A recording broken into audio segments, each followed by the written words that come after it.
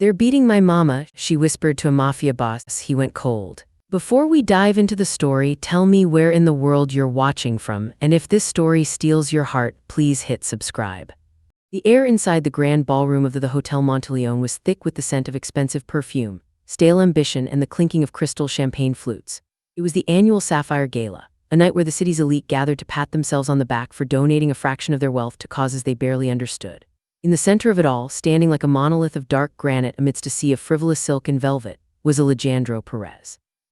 He held a tumbler of amber liquid in a hand that was steady and large, his fingers wrapped around the glass with a dormant power that suggested he could crush the crystal into dust without a change in his pulse. He was tall, his shoulders broad enough to block out the glittering chandeliers above, and his tuxedo was tailored in Milan to fit a physique honed by violence rather than vanity.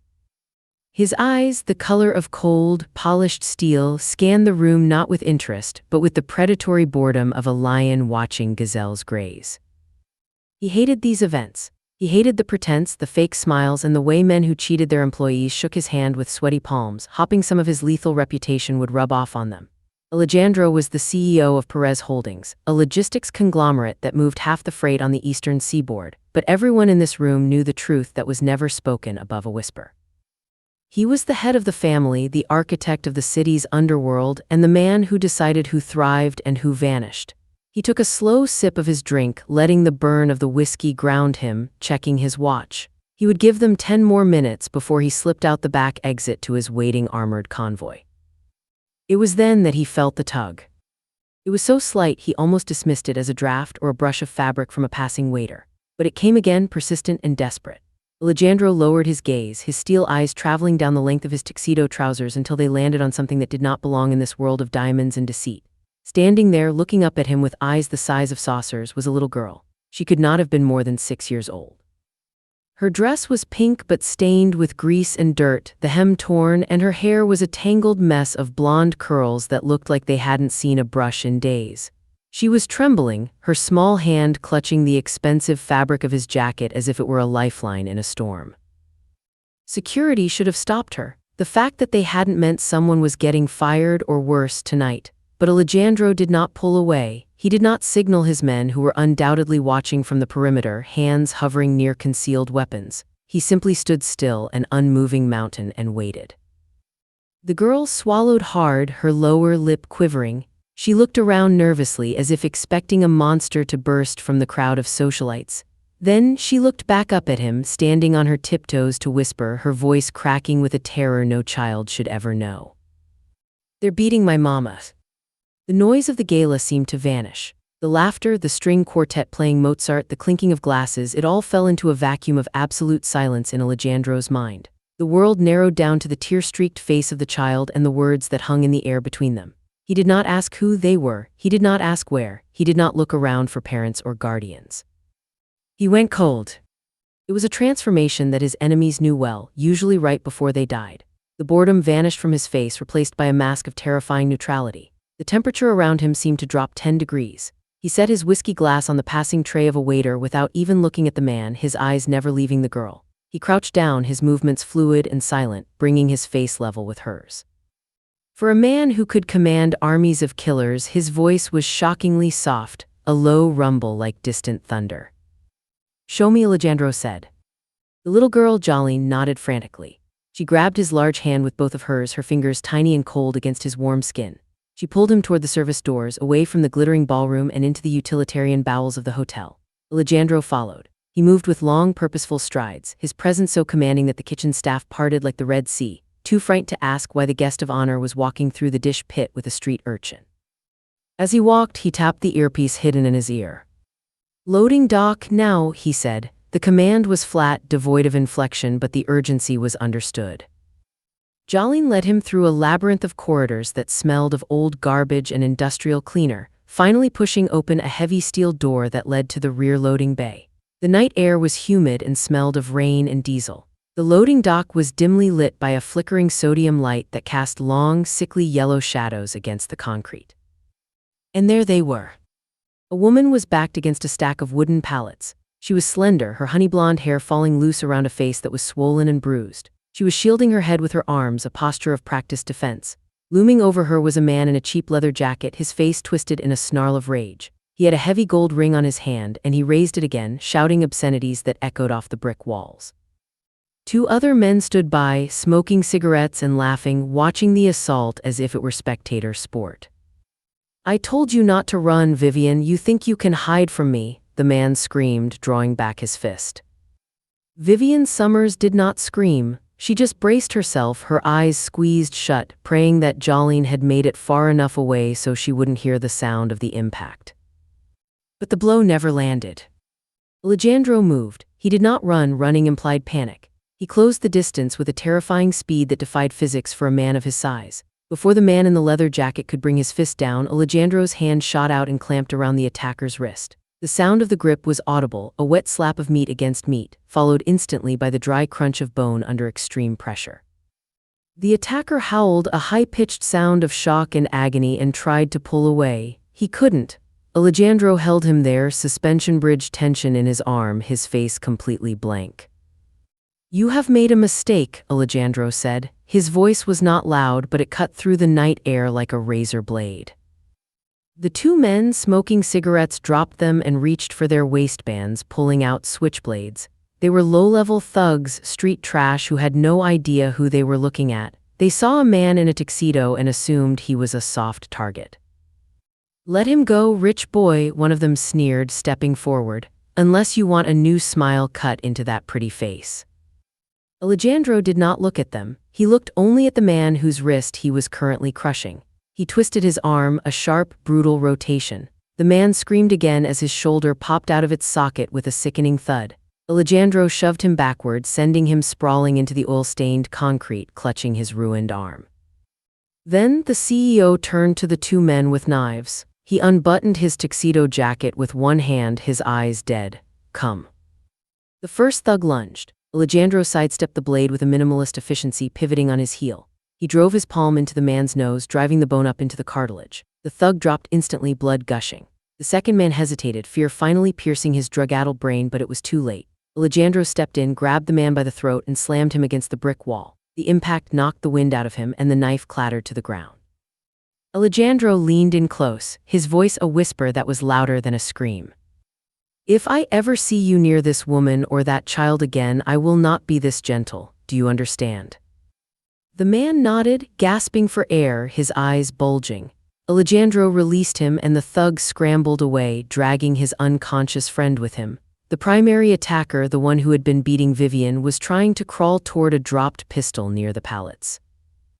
Alejandro walked over to him. He stepped on the man's hand, the one with the gold ring, and ground his heel down. The crunch was sickening. He kicked the pistol away into the darkness. "Who are you?" the man wheezed, looking up through tears of pain. "Do you know who I am? I'm Marcus Valero. I run this block." "I am Alejandro Perez," he replied, adjusting his cufflinks. "And you run nothing." He turned his back on the groaning man, dismissing him as one would dismiss a dead insect. Alejandro walked toward Vivian. She had slid down the pallets and was sitting on the ground, shaking uncontrollably. She looked up at him, her eyes wide with shock. She saw the expensive suit, the brutal efficiency of violence, and the cold gray eyes. She tried to scramble back, terrified that she had simply traded one monster for another. "Please," she whispered, her voice rasping, "I don't have any money, just let us go." Alejandro stopped 3 feet from her. He knelt down on one knee, ruining the sharp crease of his trousers in the dirty water of the loading dock. He did not touch her. He knew that to a battered animal, even a helping hand looks like a claw. "Jolene," Alejandro called out softly, not looking away from Vivian. The little girl ran from the doorway, darting past the groaning men, and threw herself into her mother's arms. Vivian clutched the child to her chest, burying her face in the girl's tangled hair, sobbing with a mixture of relief and residual terror. "He stopped them, Mama," Jolene whispered. "The giant stopped them." Alejandro watched the reunion, a strange ache settling in his chest, a feeling he had suppressed for 20 years. He stood up as the headlights of 3 black SUVs swept into the loading dock, blindingly bright. His security team poured out, weapons drawn, professional and precise.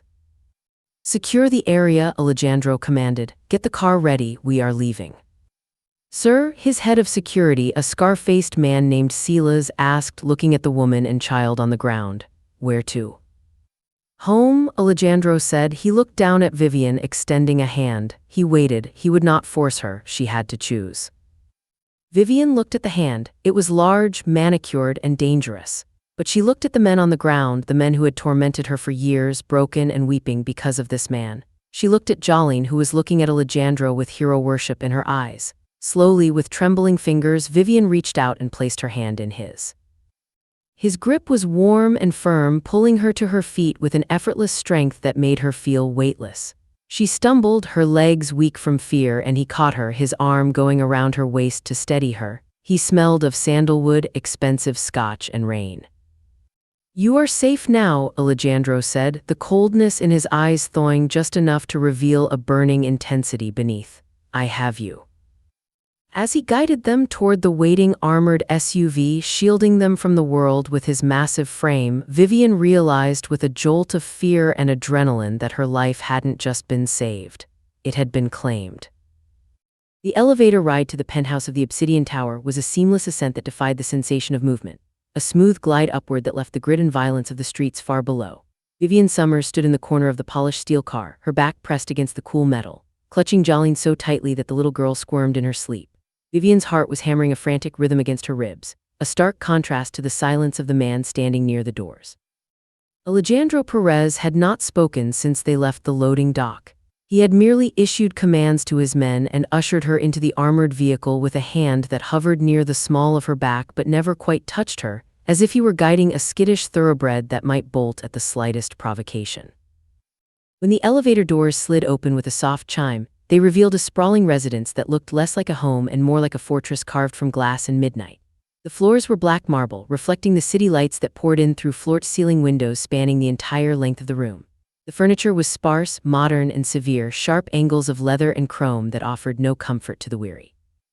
It was a space designed for a man who did not live, but merely existed between moments of conquering.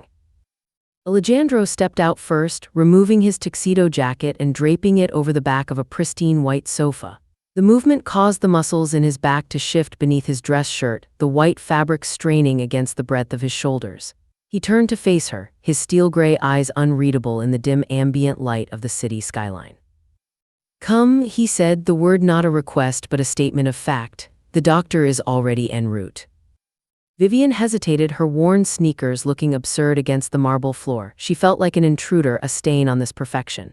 "We can't stay here," she whispered, her voice trembling but gaining a thread of frantic resolve. You helped us and I thank you truly, but I can't be here. Marcus will find us. He has friends in places you wouldn't believe." Alejandro unbuttoned his cuffs and rolled up his sleeves, revealing forearms corded with muscle and a faint, jagged scar running down his left wrist. He walked to a wet bar and poured a glass of water, ignoring her protest as if it were the buzzing of a fly. He walked over and extended the glass to her. "Drink," he ordered softly. Vivian stared at the water, realizing how parched her throat was. She took the glass with shaking hands, bringing it to her lips. The cool liquid did little to settle the acid in her stomach. "Marcus Valero is a mid-level distributor who thinks intimidation is a substitute for power," Alejandro said, his voice devoid of arrogance, simply stating a truth as absolute as gravity. "He has friends in low places. I own the building that stands on top of them. He will not find you here because this place does not exist on any map he has access to. You are safe, Vivian." It was the first time he had used her name. The sound of it in his deep, resonant baritone sent a shiver down her spine that had nothing to do with fear. Before she could respond, another elevator opened, a service lift this time, and a severe-looking woman with a medical bag stepped out, flanked by one of Alejandro's security guards.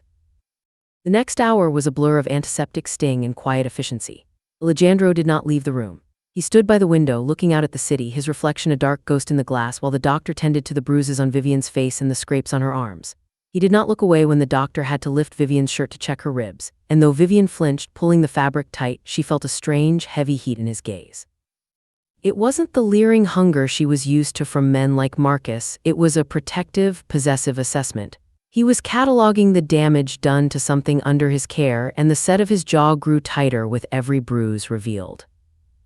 When the doctor finished and left, leaving behind painkillers and instructions for rest, Jolene was already asleep on the massive sofa, curled up under a cashmere throw that probably cost more than Vivian's entire wardrobe. Alejandro moved away from the window and approached them. The sheer size of him was overwhelming in the quiet room. "There are guest quarters down the hall," he said, "but you will sleep in the master suite tonight. It is the most secure room in the penthouse. Panic room access, reinforced ballistic glass." "I can't take your bed," Vivian protested weakly, exhaustion pulling at her eyelids. "I do not sleep," Alejandro replied simply. He bent down and scooped Jolene up into his arms. The little girl stirred but didn't wake, her head resting naturally against his shoulder. He looked at the child, and for a fleeting second the mask of the cold CEO slipped. His expression softened, a look of profound, melancholic gentleness washing over his sharp features. He looked like a man remembering a ghost. Then the mask was back. He carried the girl down the hall, and Vivian had no choice but to follow.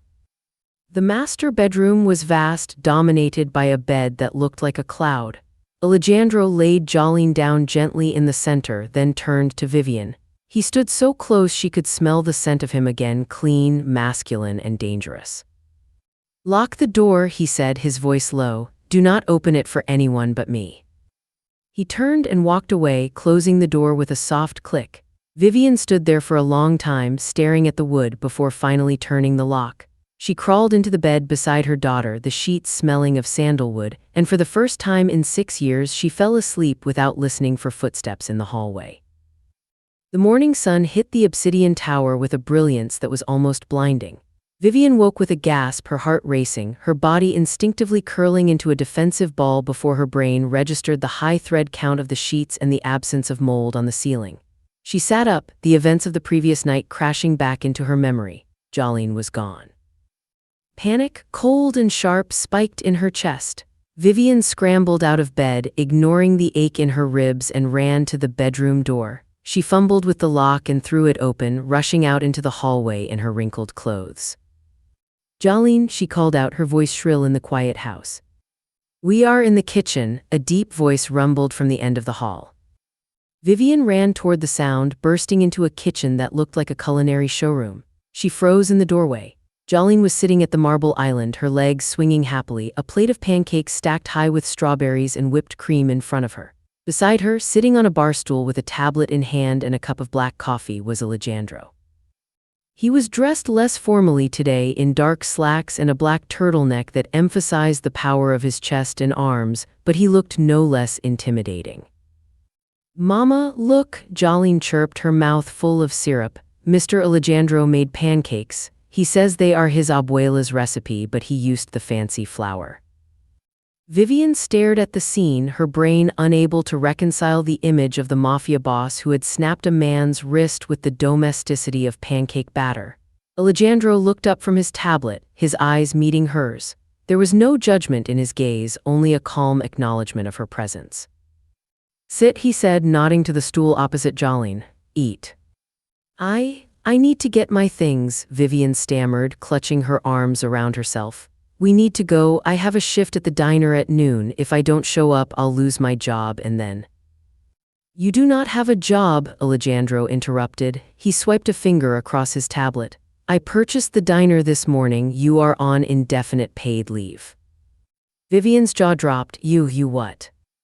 "And as for your apartment," he continued, his tone as casual as if he were discussing the weather, "my associates went by to retrieve your belongings. It is fortunate they did. Marcus had been there. The place is uninhabitable." Vivian felt the blood drain from her face. She gripped the back of a chair to steady herself. "He burned it." "He tried," Alejandro said, his eyes darkening. "My men stopped the fire, but your possessions were damaged. I have taken the liberty of replacing them." He gestured to the living area where several garment bags and boxes from high-end boutiques were stacked. Vivian looked from the boxes to Alejandro, a surge of anger mixing with her fear. This wasn't charity, this was control. He was stripping away her life piece by piece and replacing it with his own. "You can't just do that," she said, her voice rising. "You can't just buy my workplace and take over my life. I am not one of your employees, Mr. Perez. I am a mother trying to survive. I don't belong in this world." Alejandro set the tablet down. The silence that followed was heavy. He stood up and walked around the island, stopping inches from her. He towered over her, his presence consuming all the oxygen in the room. "You are right," he said softly. You do not belong in this world. This world is cruel, violent, and indifferent. It is a world where men like Marcus break women like you because they can. He leaned down, his face close enough that she could see the flecks of silver in his irises. But out there you are prey. Here inside these walls you are under the protection of the apex predator. Do you understand the difference? I don't want to be a prisoner, she whispered, tears pricking her eyes. You are not a prisoner, Vivian, Alejandro said, his voice dropping to a rumble that vibrated in her chest. You are a guest. But until I have dealt with the threat to your life, you are a guest who cannot leave. I will not scrape you off the pavement next week because of your pride. He reached out, his hand hovering near her face again. This time he didn't pull back. He brushed a stray lock of hair behind her ear, his fingers rough but his touch impossibly gentle. The contact sent a jolt of electricity through her that was terrifying in its intensity. She should have pulled away, she should have slapped him, but she didn't. She leaned into his touch, just a fraction of an inch, her body betraying her mind's warning. She was so tired of fighting. She was so tired of being strong. Why, she breathed, why are you doing this? Alejandro looked at her, his gaze dropping to her lips for a heartbeat before returning to her eyes. Because you asked, he said cryptically, and because Jolene deserves better than a life of running. He pulled his hand away, the loss of contact leaving her skin feeling cold. There are clothes in the bags, get dressed, we have matters to discuss regarding your safety. He walked away toward his study, leaving Vivian standing in the kitchen with her heart pounding in her throat. Jolene, oblivious to the tension, held up a strawberry on a fork. Mama, these are really good, the girl said. Mr. Alejandro said I can watch cartoons on the wall screen later. Vivian looked at her daughter, clean, fed, and smiling. She looked at the garment bags. She looked at the retreating back of the man who had effortlessly dismantled her entire reality and built a golden cage around her. She knew she should run. But as she looked at the heavy steel door of the penthouse, she realized with a sinking feeling that for the first time in years she didn't want to unlock it. The days that followed fell into a strange, hypnotic rhythm. The penthouse was a world unto itself, suspended above the city. Alejandro was often gone during the day, attending to business that Vivian knew involved more than just logistics meetings, but he always returned for dinner. The meals were cooked by a private chef, but Alejandro dismissed the staff in the evenings, preferring the quiet. It was during these evenings that the temptation began to take root. It wasn't just the luxury, though the silk sheets and hot water were a balm to her weary soul. It was him. Vivian watched him when he didn't think she was looking. She watched him teach Jolene how to play chess, his large hands moving the pieces with patience, explaining strategy to a 6-year-old with the same seriousness he would use with his captains. She watched him work in his study, the furrow of his brow, the way he rubbed his temples when he was tired. She began to see the man beneath the monster. He was lonely, a deep, echoing loneliness that matched her own. One evening, a week after their arrival, a thunderstorm rolled over the city. Thunder shook the glass walls of the penthouse and the sky turned a bruised purple. Jolene, terrified of storms, had burrowed into her bed early with noise-canceling headphones Alejandro had provided.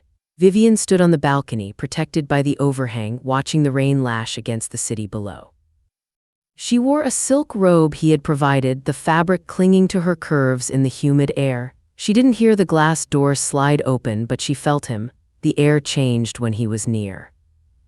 You should be inside, Alejandro's voice came from behind her. The wind is picking up. Vivian turned. He was standing in the doorway, a glass of wine in his hand. He looked tired tonight, his tie loosened, the top button of his shirt undone. I like the rain, she said. It washes everything clean. Alejandro stepped out onto the balcony. He stood beside her, leaning his forearms on the railing, looking down at the streetlights blurring in the downpour. Rain just moves the dirt around, he muttered. Nothing gets clean in this city. You really believe that? I know it, he said, turning his head to look at her. I have spent my life wading through the mud, Vivian. There is no cleaning it. There is only building high enough that it doesn't touch you. Is that what this is? She asked, gesturing to the penthouse. Just a high place to hide from the mud. It is a vantage point, he corrected, to see the wolves before they reach the door. And what are you? She asked, the boldness of the wine she had at dinner loosening her tongue. Are you a wolf, Alejandro? He went still. He turned his body fully toward her, his eyes locking onto hers. The intensity of his gaze was like a physical weight. He reached out and took her hand, bringing it to his chest. She could feel the steady, slow beat of his heart through his shirt.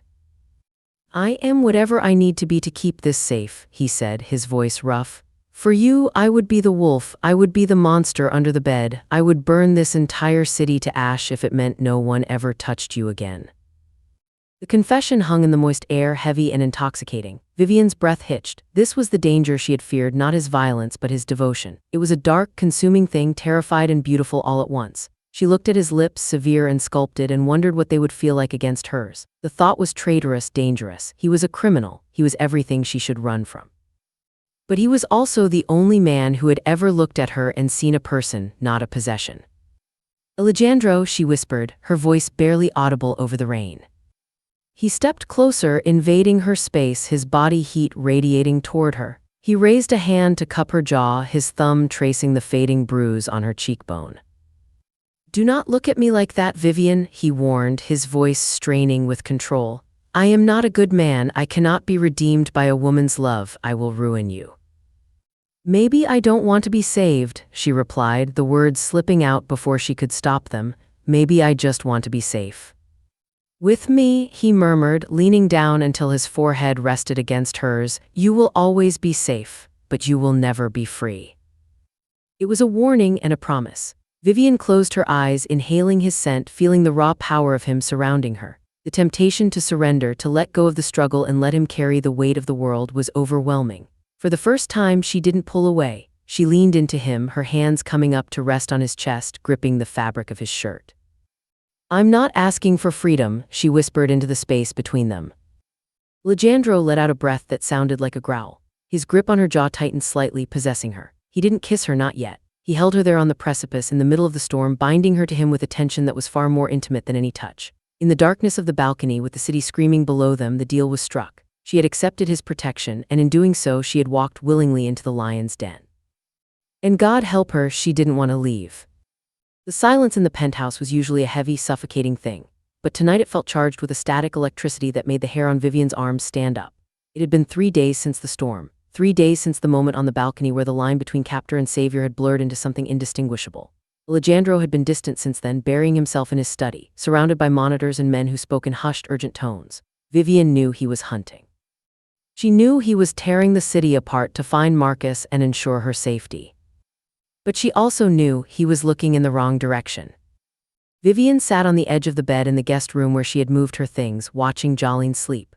The little girl was clutching a worn, stuffed rabbit, the only toy she had managed to bring from their old life. Vivian reached out and touched the rabbit's seam. It was lumpy, harder than it should be. With trembling fingers, she picked up a small pair of nail scissors from the nightstand. She didn't want to do this. She wanted to pretend the only reason Marcus was hunting them was his bruised ego and possessive rage, but pretending wouldn't keep them alive. She sliced the thread. The seam popped open, revealing a small black USB drive wrapped in plastic. Vivian closed her hand around the cold metal. It felt heavy, heavier than the building they were in. She stood up, checked Jolene one last time, and walked out into the hallway. The penthouse was dim, lit only by the recessed track lighting that guided her toward the double doors of Alejandro's study. The guards stationed outside the door nodded to her but didn't stop her. They had learned quickly that the boss's guest had free rein. She pushed the door open. Alejandro was standing behind a massive mahogany desk, his back to the door, staring at a wall of monitors displaying street surveillance, shipping routes, and financial tickers. He was on the phone, speaking Spanish in a rapid, lethal cadence. He hung up as she entered, turning slowly. He looked exhausted, his eyes rimmed with red, his shirt sleeves rolled up to reveal the tension in his forearms. "Vivian," he said, his voice gravelly, "is Jolene all right?" "She's sleeping," Vivian said, stepping further into the room. The air smelled of stale coffee and expensive tobacco. "I need to give you something. I should have given it to you sooner, but I was scared." Alejandro's brow furrowed. He walked around the desk, leaning against the edge, crossing his arms. "Scared of what? You know I would not hurt you." "Scared that if you knew the truth, you'd realize we weren't worth the trouble," she admitted softly. She walked up to him and held out her hand, opening her fist to reveal the USB drive. Alejandro looked at the drive, then up at her face. He didn't take it immediately. "What is this?" "Marcus, he didn't just hit me because he was angry," Vivian whispered, her voice shaking. "He hit me because I saw things." He kept a ledger on his laptop. Names, dates, shipments. He thought I was too stupid to understand what I was looking at, but I made a copy before I ran. Alejandro took the drive from her palm, his fingers brushed hers, warm and rough. He plugged it into his computer without a word. As the files opened, Vivian watched his face. She saw the moment the realization hit him. His eyes narrowed, then widened slightly. The air in the room seemed to drop to freezing point. "Mater de Dios," he muttered. He began scrolling, his eyes darting across the screen. He isn't just a low-level distributor, he's a leak. Alejandro stood up abruptly, the chair scraping loudly against the floor. He paced the room, a predator agitated by a new scent. "This isn't just drug money, Vivian, these are shipping routes, my shipping routes. Marcus has been selling my logistics data to the Rojas cartel. He's been feeding them my schedule." He stopped and looked at her, a mixture of awe and horror on his face. "That is why he is hunting you, not for love, not for control. You are the loose end that could start a war." "I'm sorry," Vivian said, tears welling in her eyes. "I brought this to your doorstep. The Rojas, they're worse than Marcus, aren't they?" Alejandro crossed the room in 2 strides. He took her by the shoulders, his grip firm. "Do not apologize. You have handed me the weapon I needed to kill them all. You have saved my empire, Vivian." "I just wanted to save my daughter," she sobbed, the weight of the secret finally breaking her composure. Alejandro pulled her into him, wrapping his arms around her. It was an impulsive move, born of adrenaline and a fierce, protective gratitude. She buried her face in his chest, weeping, and he held her, resting his chin on the top of her head. They stood there for a long time, the only sound in the room the hum of the computer servers and her quiet sobs. "Why?" she asked into his shirt, her voice muffled. "Why do you care so much? You have an empire, you have power. Why risk it all for a stranger and her kid?" Alejandro went still. He didn't let go, but she felt the tension return to his body. He pulled back slightly, just enough to look into her eyes. The steel in his gaze had melted into something raw, something that looked like grief. "Come," he said softly.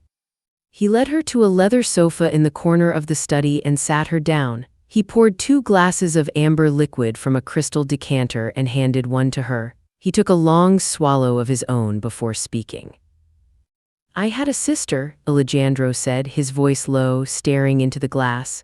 "Isabella, she was the light of our family. I was the dark, the enforcer, the one who built the walls. She was the one who planted flowers in the garden."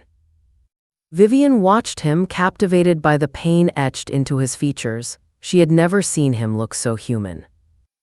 "She married a man," Alejandro continued, his grip on the glass tightening until his knuckles turned white.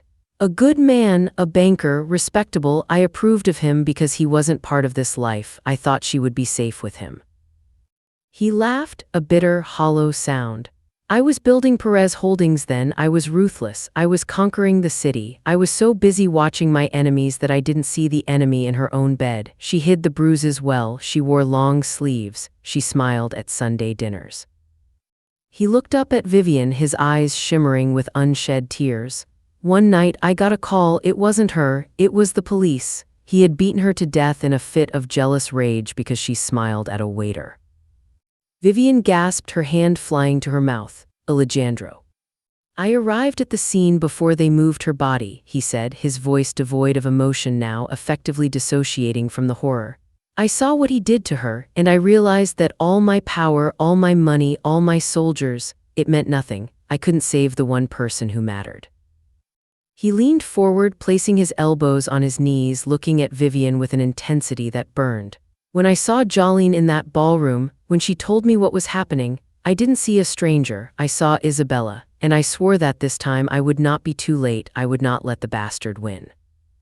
Vivian set her glass down and reached for him. She cupped his face in her hands, forcing him to look at her. "You aren't too late," she whispered fiercely. "You saved us, you are saving us every day." Alejandro closed his eyes and leaned into her touch, surrendering to the comfort she offered. "It is not enough to save you, Vivian. I need to end them, and now," he glanced at the computer screen, "I know exactly where to strike." The moment was shattered by the harsh blare of an alarm. Red lights flashed on the wall of monitors. Alejandro was on his feet instantly, the vulnerability vanishing behind the mask of the warlord. He drew a handgun from a holster beneath the desk that Vivian hadn't even noticed. Silas, he barked into the intercom. Report. Perimeter breach, boss. Silas's voice crackled over the speaker, accompanied by the sound of gunfire. They aren't coming through the lobby, they're on the roof. It's a tactical team, heavily armed. Alejandro looked at Vivian. The Rojas, they tracked the upload from the USB. They know we have the data. He moved to her, grabbing her hand. We have to move the panic room now. But Jolene, Vivian screamed, pulling toward the door. I have her, Alejandro said, his voice calm amidst the chaos. He threw the door open. 2 of his personal guards were already sprinting down the hall carrying the sleepy, confused child. Give her to me, Vivian cried, taking her daughter into her arms. Jolene buried her face in Vivian's neck, trembling. Into the vault, Alejandro commanded, guiding them toward a hidden panel in the wall of the master bedroom. He punched in a code, and a section of the bookshelf slid back to reveal a heavy steel door. Alejandro, what about you? Vivian asked, panic seizing her throat as he ushered them inside the small, fortified room lined with supplies and monitors. I have a war to fight, he said. He looked at her, his eyes blazing. Lock the door, Vivian. Do not open it until you hear my voice. If anyone else tries to open it, use the gun in the drawer. Come with us, she pleaded, clutching his sleeve. I cannot, he said. He leaned in and pressed a hard, desperate kiss to her forehead. I am the only thing standing between them and this door. I will not let them touch you, I promise. He pulled back, his face a mask of lethal resolve. I kept my promise to Isabella in the grave. I will keep my promise to you in this life. With that, he slammed the heavy steel door shut. Vivian heard the locks engage, sealing them in silence. On the small monitor inside the panic room, she watched in black and white as Alejandro turned, racked the slide of his pistol, and walked back out into the hallway to meet the devils coming to claim them. The silence that followed the gunfire was heavier than the noise itself. Inside the reinforced steel box of the panic room, the air was recycled and stale, humming with the low vibration of the oxygen scrubbers. Vivian sat on the floor, her back pressed against the cold metal wall, holding Jolene so tightly that her arms ached with a burning lactic fire. The little girl had finally cried herself into an exhausted, twitching sleep, her tear-stained face pressed against Vivian's chest, oblivious to the fact that her mother was staring at the steel door with the unblinking intensity of a woman waiting for the executioner. On the black and white monitors, the hallway outside the bedroom was empty, a static image of debris and drywall dust settling in the air like spectral snow. Vivian did not know if the shadows stretching across the floor belonged to the men who had sworn to protect them or the monsters who had come to kill them. Time lost its meaning in that windowless void.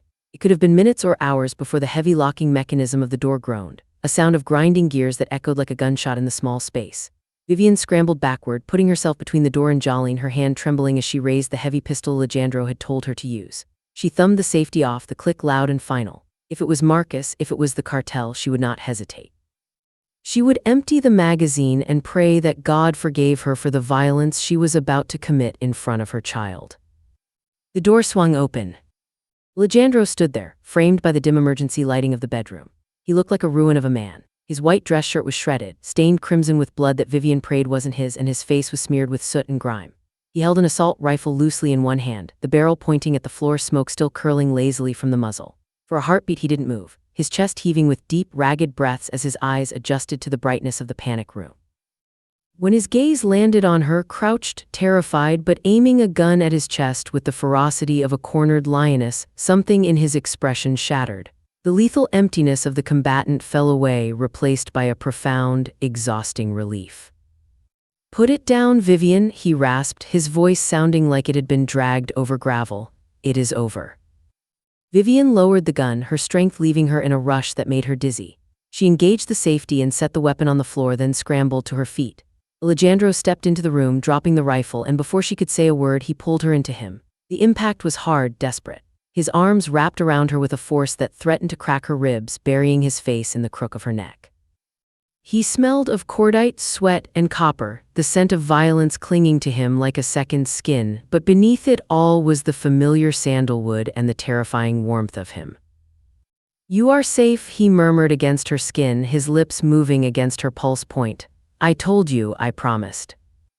"You're bleeding," she whispered, pulling back just enough to scan his body. There was a nasty gash on his forehead and a dark, spreading stain on his side, but he seemed to be standing under his own power. "Not my blood," he lied, though the wince he suppressed when he moved told her otherwise. "Most of it anyway. We held the hallway. They did not get past the foyer." "And the men, your men?" "Silas took a round to the shoulder and we lost 2 others," Alejandro said, his face hardening as the cost of the night settled on him. "But the Rojas team is dead, all of them. The message has been sent." He looked past her to Jolene sleeping on the floor on a pile of blankets. She slept through the worst of it. "She heard enough," Vivian said, her voice trembling. "Alejandro, they came here to your home. You said this place didn't exist." "They found a way," he admitted, his jaw tightening. "The upload you did, it was a beacon. I underestimated their cyber capabilities. That is a mistake I will not make again." He took her hand, his grip possessive, and led her out of the panic room. The bedroom was intact, though the air smelled of burnt powder. He led her not to the main living area, which was currently a crime scene being scrubbed by his cleanup crew, but to the expansive bathroom attached to the master suite. He turned on the water in the massive stone tub, the sound of rushing water filling the silence. "I need to get this off me," he said, looking down at his ruined shirt, "and you need to breathe." It wasn't a request for her to leave. It was an invitation. Vivian watched as he unbuttoned the remains of his shirt, peeling the fabric away from his skin.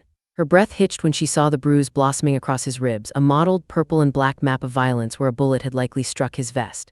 He hissed through his teeth as he moved, and without thinking, Vivian stepped forward. Her hands, usually so hesitant, moved with a newfound confidence. She pushed his hands away and finished unbuttoning the shirt, peeling it off his shoulders. "Let me," she whispered. Alejandro stood still, watching her with intense, hooded eyes as she wetted a cloth and began to gently wipe the soot and dried blood from his chest.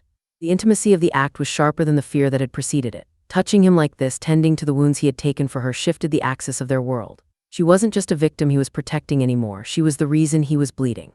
The realization was a heavy, heady weight in her stomach. "You should leave," Alejandro said suddenly, his voice low. He caught her wrist, stopping her hand over his heart. "Tomorrow, I can have a plane ready. Zurich, I have accounts there. You and Jolene would never have to look over your shoulder again." Vivian looked up at him, water dripping from the cloth in her hand. "Is that what you want, to send us away?" "I want you to live," he said, the words torn from him. "Look at me, Vivian, look at this life. Tonight was a skirmish. The war is just beginning. Marcus is desperate and the Rojas cartel is embarrassed. They will come again. They will burn the city down to get to me, and if you are standing next to me, you will burn too." "I burned for 6 years with a man who claimed to love me while he broke my bones," Vivian said, her voice gaining a steeliness that surprised even her. "I know what burning feels like, Alejandro. It feels like being alone. It feels like having no one to stand between you and the fire." She stepped closer, eliminating the space between them. She placed her hand flat against his chest, feeling the heavy thud of his heart. "You stood between us and the fire tonight. You didn't run, you didn't hide. You stood there and you took the blows." "I am a killer, Vivian," he warned, his eyes searching hers for fear, for revulsion. "Do not romanticize what I did. I slaughtered 12 men in my living room." "I know what you are," she replied, rising on her tiptoes. "You are the man who saved my daughter. You are the man who makes me pancakes. You are the man who remembered his sister and decided not to let history repeat itself." She paused, her breath mingling with his. "I don't want Zurich. I don't want safe and lonely. I want you." The dam broke. Alejandro let out a ragged groan and crashed his mouth down onto hers. It wasn't a gentle kiss. It was a claiming, a desperate affirmation of life in the face of death. He lifted her up, sitting her on the edge of the marble vanity, his hands tangled in her hair, his mouth devouring hers with a hunger that had been simmering since the moment he saw her in the ballroom. Vivian wrapped her legs around his waist, pulling him closer, needing to feel the solidity of him, the proof that they had both survived. They made love right there in the steam and the shadows, with the ghost of violence still lingering in the air. It was frantic and raw, a collision of fear and desire. Every touch was a promise, every kiss a vow. Alejandro worshipped her body with a reverence that belied the violence of his world, treating her as if she were the only holy thing left in a godless city. And as Vivian clung to him, arching into his touch, she realized that she had lied to herself. She hadn't stayed because she had nowhere to go. She had stayed because her soul had recognized his from the very first moment, two fractured people who found that their broken pieces fit together to make something unbreakable. The morning light was gray and unforgiving when it filtered through the heavy curtains. Vivian woke in the massive bed, her body aching in a way that felt pleasant, a stark contrast to the bruises of her past. She reached out for Alejandro, but the other side of the bed was cold. Panic flared for a second, the old reflex, until she saw him standing by the window. He was fully dressed in a fresh suit, charcoal gray, his back to her. He was on the phone, and the tension radiating from his shoulders was palpable from across the room. Vivian sat up, pulling the sheet around her. Alejandro. He hung up the phone and turned. His face was a mask of stone, the tenderness of the previous night locked away behind the fortress walls. It was the face of the Mafia boss, not the lover. "Get dressed," he said, his voice flat. "What is it? What happened?" Vivian asked, scrambling out of bed. "Marcus took Silas," Alejandro said, the name coming out like a curse. "He ambushed the ambulance transporting him to the private clinic. He killed the driver and the paramedics. He has my head of security." Vivian gasped, "Oh my God, why take him?" "Because he knows he cannot get to me here anymore," Alejandro said, walking over to the nightstand and opening a drawer. He pulled out a heavy black handgun and checked the magazine. "Silas knows the locations of my safe houses. He knows the encryption keys to my accounts. But more importantly, Marcus knows that Silas has been with me since I was 18. He is my brother in everything but blood. Marcus is baiting a trap. He wants you to come for him," Vivian realized. "And I will," Alejandro said, holstering the weapon. "I will not leave my man to be butchered." He turned to the closet and pulled out a black leather duffel bag. He walked over to the bed and tossed it down. It landed with a heavy thud. "What is this?" Vivian asked, staring at the bag. "Passports," Alejandro said, not looking at her. "New identities for you and Jolene, cash, 50,000 in untraceable bills, a key to a safety deposit box in Geneva with enough assets to last you 3 lifetimes, and a contact number for a pilot who is waiting at the private airfield right now." Vivian felt as if he had slapped her. "You're sending me away after last night." "Especially after last night," Alejandro said, his voice cracking slightly. He walked over to her and gripped her shoulders. "Vivian, listen to me. I am going to walk into a slaughterhouse. Marcus has the backing of the Rojas cartel now. They are waiting for me. There is a very high probability that I do not walk out of there today." "Then don't go," she cried, gripping his lapels. "Let the police handle it. Send your other men." "I cannot," he said, shaking his head. "It has to be me. This is the price of the crown I wear. If I show weakness, if I let them take my family and do nothing, then everyone I love dies anyway. I have to finish this." He pushed the bag toward her. "Take Jolene, go to the airfield. If I survive, I will find you. If I do not, you will be free and you will be rich and you will be safe." Vivian looked at the bag. It represented everything she had ever prayed for during those long, dark nights with Marcus. Freedom, safety, financial independence. It was the golden ticket out of hell. She looked at Alejandro. He was watching her with a heartbreaking resignation, expecting her to take it, expecting her to be sensible. He was already mourning her loss. Vivian reached out and zipped the bag shut. Then she picked it up and threw it across the room. It hit the wall with a dull thud and slid to the floor. Alejandro stared at it, then back at her, his eyes wide. "Vivian." "No," she said, her voice shaking but resolute. "I am not running. I am not going to Zurich to wait for a phone call that might never come. I am done running from men like Marcus."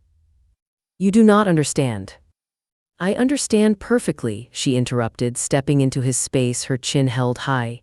"You said you are a monster. Fine, then go be a monster. Go tear them apart. But when you come back, and you will come back, you come back to me here in our home." She grabbed his face, forcing him to look at her. "I am not your victim, Alejandro. I am your partner. If you want a future, you have to fight for it. But don't you dare try to save me by leaving me." Alejandro stared at her, stunned by the fire in her eyes. He saw the same resilience he had seen in the loading dock, but tempered now with a fierce loyalty that matched his own. He realized then that she was not just something to be protected, she was something that made him stronger. He closed his eyes and leaned his forehead against hers, letting out a long, shaky breath. "You are a stubborn woman, Vivian Summers." I learned from the best, she whispered. Alejandro pulled back, his resolve hardening into diamond. He looked at his watch. Stay in the panic room, do not come out until you hear my voice or Silas's voice, no one else. Bring him home, Vivian said, bring yourself home. I will, Alejandro promised. He turned and walked to the door, pausing with his hand on the frame. He looked back at her one last time, memorizing her face. I love you. He didn't wait for her response. He was gone, the heavy door clicking shut behind him. Vivian stood in the silence of the bedroom, the echo of his words hanging in the air. She walked over to where Jolene was still sleeping, sat down on the edge of the bed, and picked up the gun he had left for her. She checked the safety, set it on her lap, and began the long wait. Alejandro was going to war, and she would hold the castle until the king returned. The abandoned shipyard on the southern edge of the harbor was a graveyard of rusted steel and forgotten industry. The skeletal remains of cranes loomed against the gray sky like the ribs of prehistoric beasts, and the air tasted of salt, rot, and diesel. Inside the main dry dock warehouse, the atmosphere was suffocating. Light filtered in through grimy skylights, illuminating dust motes dancing in the stagnant air. In the center of the cavernous space, bound to a steel chair with zip ties cutting into his wrists, sat Silas. His face was a mask of blood and bruises, his left eye swollen shut, but he held his head high, refusing to give his captors the satisfaction of a groan. Marcus Valero paced in front of him, a manic energy vibrating through his wiry frame. He was sweating, his eyes darting to the shadows of the warehouse, then back to the heavy steel doors. Behind him stood 6 men, mercenaries on loan from the Rojas cartel, heavily armed with military-grade rifles. They looked bored professional killers who viewed this as just another transaction. To Marcus, this was his coronation.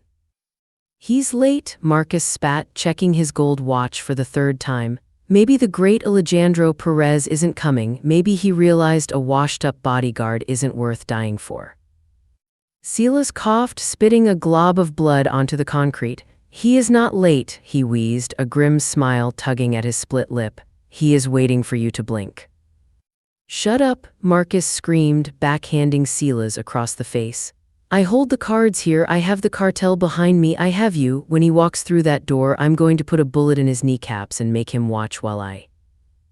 The massive rolling metal door at the far end of the warehouse began to groan.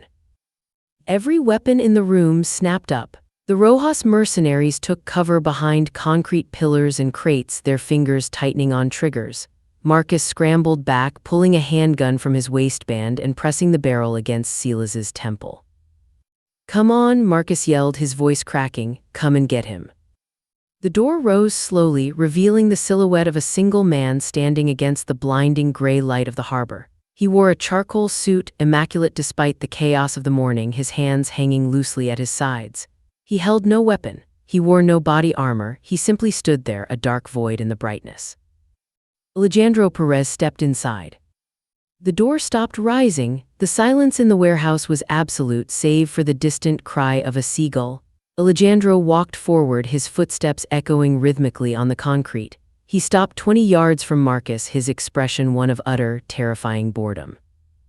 Stop right there, Marcus shrieked, pressing the gun harder into Silas's skull. Hands in the air, get on your knees, Perez, or I paint the wall with his brains. Alejandro did not raise his hands. He did not kneel. He looked at the mercenaries, scanning their positions with a clinical detachment, ignoring Marcus entirely. Gentlemen, Alejandro said, his voice projecting clearly through the vast space without shouting. You have been hired by the Rojas cartel to provide security for a transaction. However, the man paying you, he gestured vaguely at Marcus, is a liability. He has stolen from me. He has stolen from the Rojas. And now he has led you into a kill box. Don't listen to him, Marcus yelled, sweat pouring down his face. Shoot him, kill him now. The lead mercenary, a scarred man with a shaved head, hesitated. He looked at Alejandro, then at the open door, sensing something was wrong. Where is your backup, Perez? You didn't come alone. I am not the backup, Alejandro said softly. He raised his right hand and snapped his fingers. The skylights shattered inward. Simultaneously, the high windows lining the catwalks exploded. Before the glass even hit the floor, 4 distinct cracks of high-caliber sniper fire thundered through the warehouse. 4 of the Rojas mercenaries dropped instantly, their bodies crumpling before they could raise their rifles. Chaos erupted. The remaining 2 mercenaries opened fire blindly at the catwalks, but shadows were already descending on repelling lines, Alejandro's elite tactical team, clad in black, moving with the precision of a surgical instrument. Gunfire erupted in short, controlled bursts. Within seconds, the remaining mercenaries were neutralized. Marcus screamed, realizing his army had evaporated in the blink of an eye. He tried to pivot, to use Silas as a shield, but Silas, despite his injuries, slammed his head backward into Marcus's nose.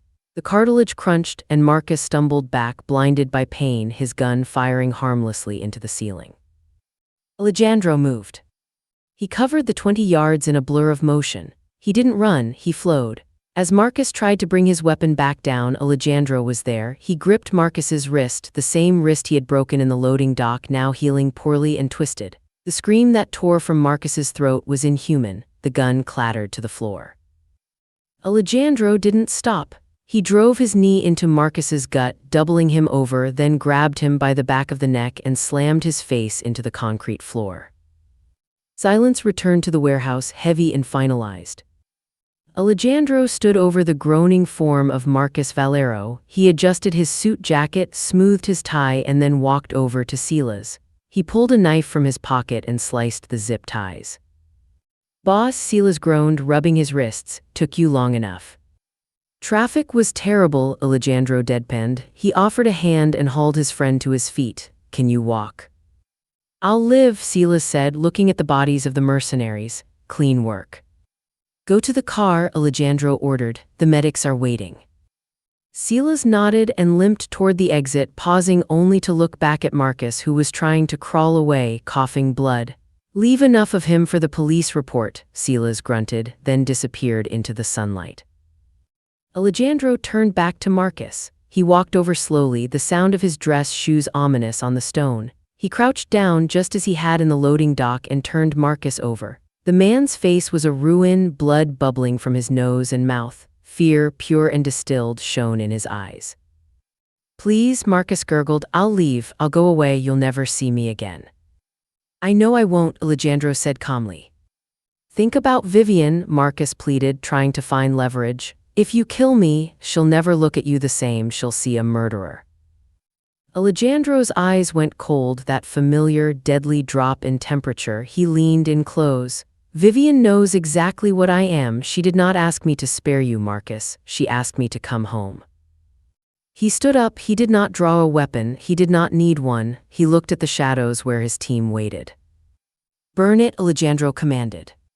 He turned and walked away. Behind him, his men moved in. Marcus began to scream, but the sound was cut short by the roar of an incendiary device.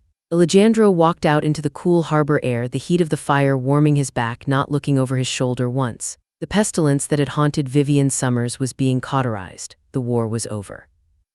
The penthouse was silent, a tomb of anticipation. Vivian sat in the armchair facing the door, the heavy pistol resting on her lap, her knuckles white from gripping the armrests. Jolene was in the bedroom, watching a movie with the volume turned up high, oblivious to the fact that her mother hadn't blinked in an hour. Every creak of the building, every gust of wind against the glass made Vivian's heart stop. She had refused to check the news. She refused to look at her phone. She was suspended in a purgatory of her own making, holding onto the promise he had made, "I will come back." The elevator chimed. Vivian stood up so fast the chair rocked backward. She raised the gun, her breath catching in her throat. The doors slid open. Alejandro stood there. He looked weary, his suit was dusty and there was a smear of soot on his cheek, but he was upright. He was whole. He stepped out of the elevator, his eyes immediately finding hers, then dropping to the gun in her hand. A ghost of a smile touched his lips. "You can put that down now, mi alma," he said, his voice rough with fatigue. Vivian dropped the gun onto the chair. A sob broke from her chest, a sound of sheer, overwhelming relief. She ran to him. Alejandro met her halfway, catching her as she threw herself at him. He lifted her off her feet, burying his face in her hair, holding her with a desperation that matched her own. He felt solid, real, alive. "You're back," she cried, tears soaking into his dusty jacket. "You came back." "I told you," he murmured, kissing her temple, her cheek, her lips. "I am not leaving you, not in this life." Is it done? She asked, pulling back to look at his face, searching for injuries. It is done, Alejandro said, his eyes clear and unshadowed. Marcus is gone, the Rojas have retreated, the message was received. And Silas. In the hospital, he is grumpy and demanding better painkillers, which means he will be fine. Vivian let out a shaky laugh, resting her forehead against his chest. Thank God. No, Alejandro said, tilting her chin up so she had to look at him. Thank you, you gave me the reason to fight. Before you, I was just maintaining an empire. Today, I was fighting for a future. Jolene ran into the room then, having heard the commotion. Mr. Alejandro, she squealed, skidding across the marble floor in her socks. Alejandro released Vivian and knelt down, opening his arms. The little girl slammed into him, hugging his neck.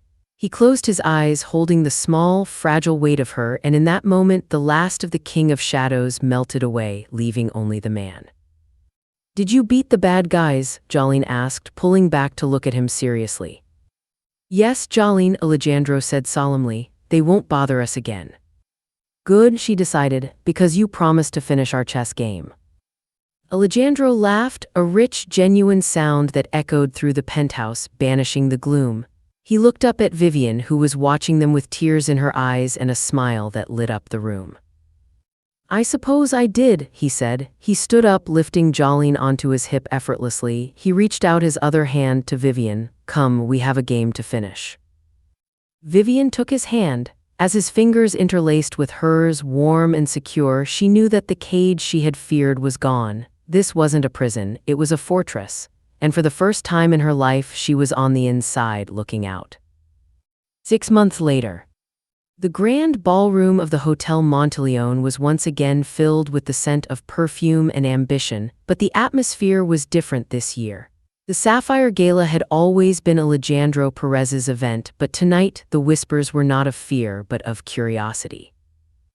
Alejandro stood at the top of the grand staircase looking down at the crowd. He still wore the tuxedo like a suit of armor, his broad shoulders commanding attention, but the steel in his eyes had softened.